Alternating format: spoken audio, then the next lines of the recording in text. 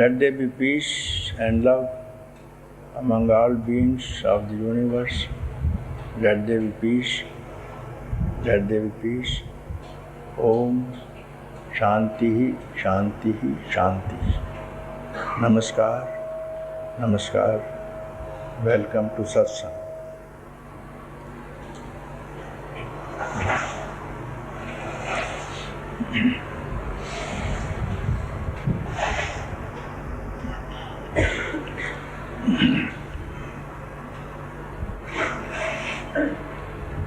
You must have come here for freedom, to get rid of sorrow,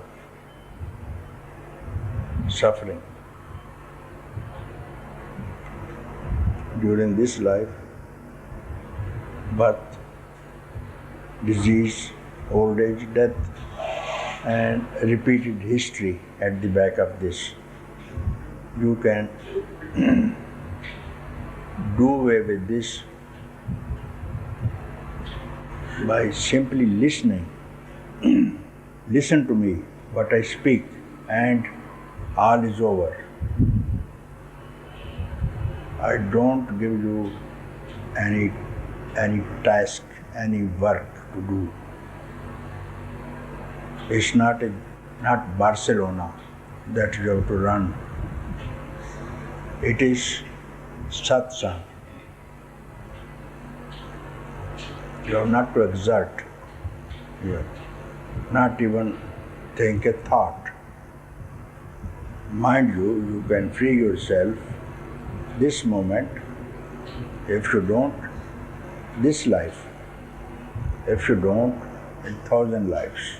You have to simply listen it very carefully. How?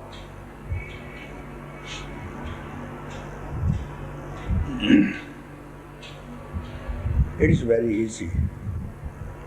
It's very easy. Those who are very serious, sincere, devoted to themselves, and those who have come for tamasha, they are not going to have it.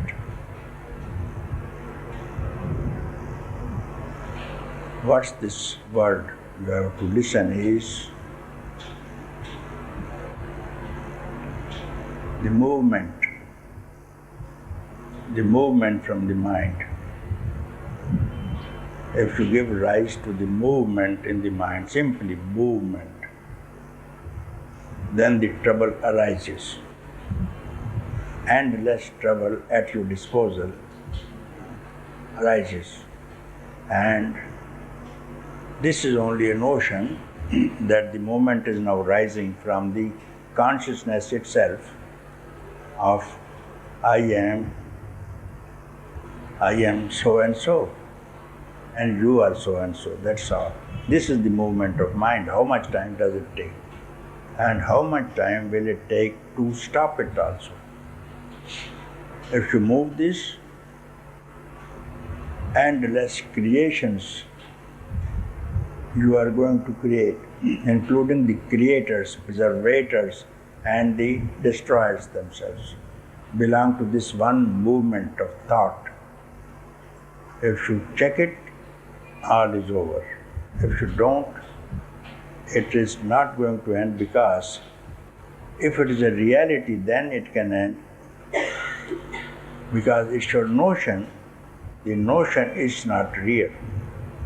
Therefore, it's not going to end unless you see the source of the notion itself. When this notion is rising, ideation that I am, and you are, that's all.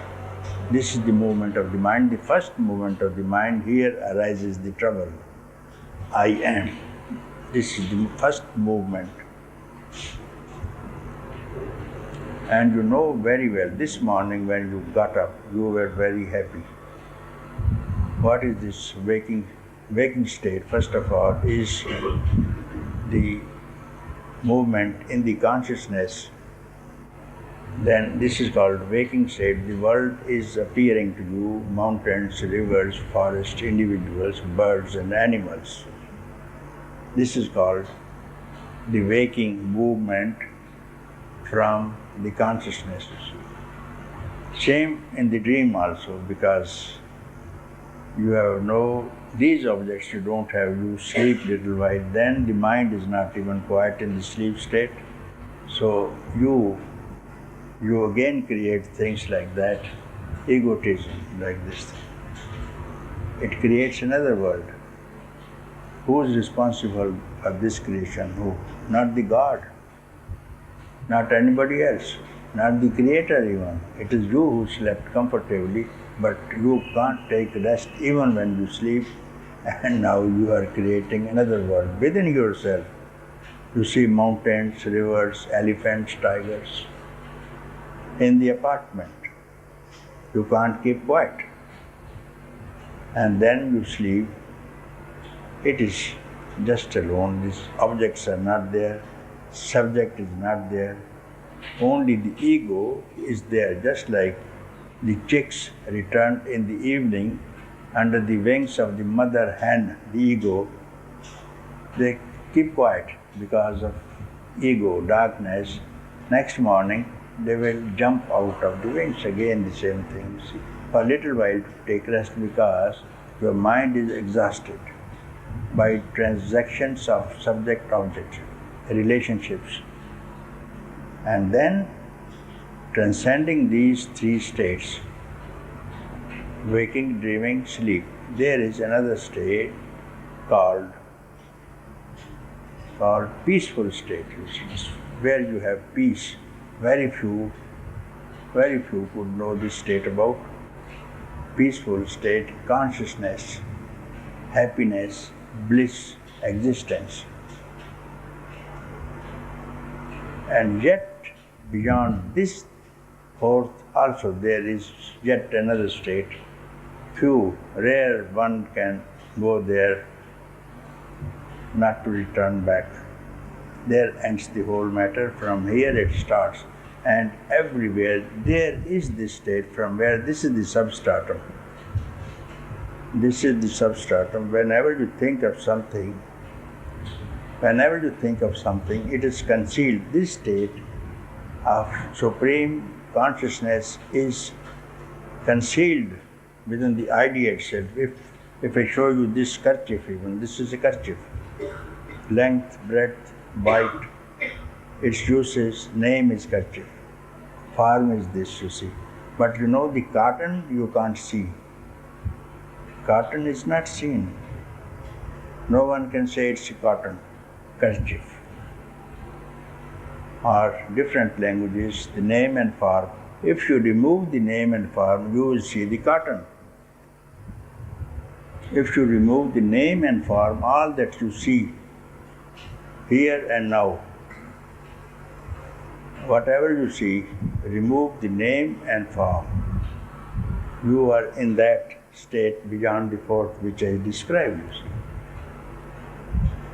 It will appear itself. It is there, that's not to be gained.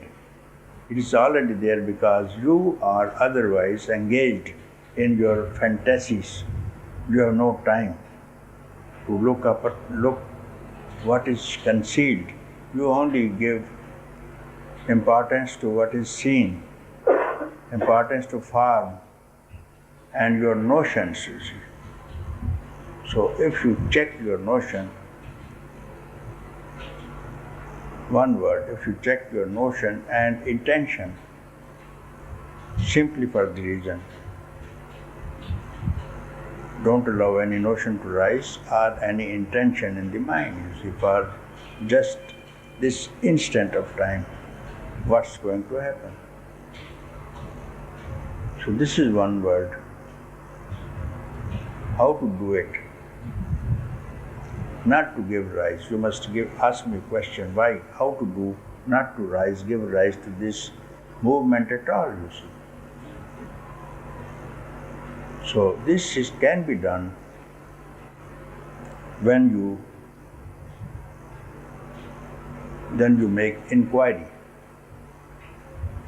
When you make inquiry into this process of movements, what is this movement going on? That's all you have got to do it.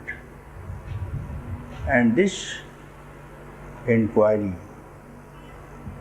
is enough instruction from someone, and this is enough to listen from someone. That's all you have got to do as a student, and this is enough for the teacher to speak, and there's nothing beyond this to speak, and nothing beyond this to listen either.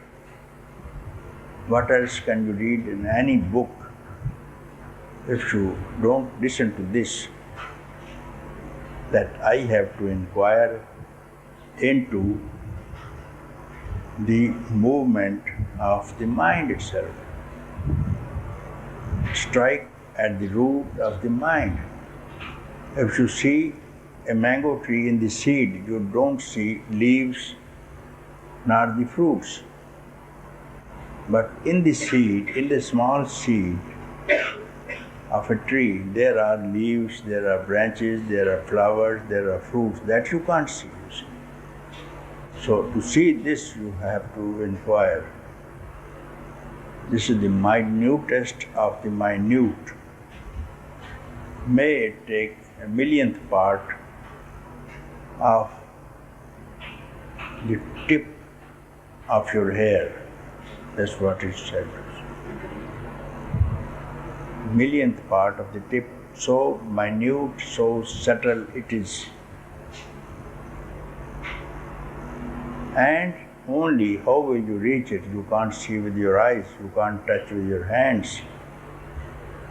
Only by inquiry you are going to reach the most subtlest place, and it is reaching you there. Inquire. This inquiry is not going to end. This inquiry is not going to end unless this subject who is inquiring is itself consumed into the inquiry. First, let the inquirer consume itself into the inquiry itself, and then the inquiry will be consumed into that which has not yet been described. And you are that. Not that you are going to become something else at some other time. No, you are already that. You are not going to gain anything. Not going to gain anything, not to achieve anything, not to learn anything. If you get rid of all that you have learnt till date, heard till date, read till date, seen till date, what's left? Just all what you have acquired, that is only hearsay. You have borrowed. You have borrowed from someone else. It's not your nature, it's not your true self.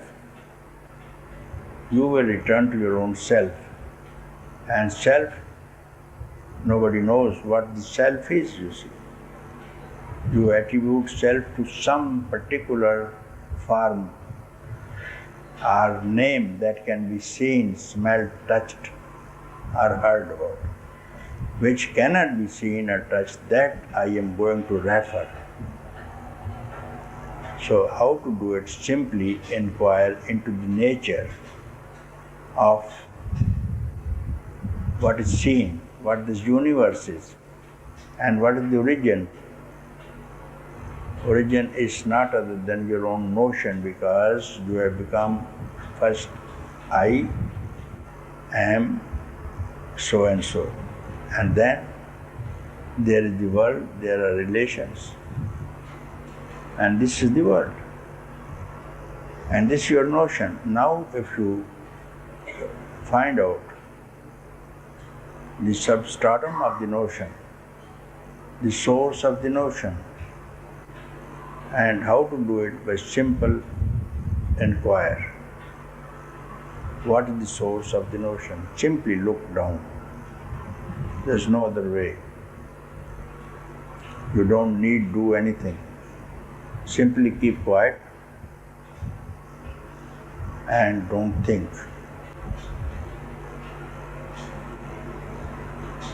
That's all. You have not to do anything. You have not seen this moment of quietness for the last millions of years. You have never been quiet. And we are going to speak of this quietness, which is your nature and which is the substratum of everything that is seen. And without this, we cannot have rest. And this is what is called freedom, enlightenment, wisdom, existence, consciousness, bliss, satyam, shivam, sundaram, whatever you call it. And yet it has no name. Yet it has no name. Not even consciousness. It is so empty of even emptiness. How can you describe it? When you see a star, you can see a star because of the skies. You can see a star, you can't see a star unless the background of the sky. When you see the universe, you must be something, consciousness, which compels you to see the universe. When you see your own body, there must be consciousness through which you have experience of your body. What is this consciousness? You have never before thought of it. What is the basis that you see, even to start with your body, how this body is seen? There must be some basis through which you are aware of body. There must be some substratum, some source through which you are experiencing the body itself. What is that? If you keep quiet, then only you will know it. Not by moving of the mind. If you move the mind, there is body. And if you move the mind to know the cause, the source of the body, you multiply it. So how to do it? By not doing anything, not thinking anything. Just imagine if you do not think, just to see the source of the body, you have not to think what is the source now. You are multiplying again. So if you understand this thing, even if you understand, you miss it. You have not to understand it. If you understand, you are thinking, still you are thinking. So free, you have to be so free, not even to put into activity even your understanding. So free, no one has seen this freedom before.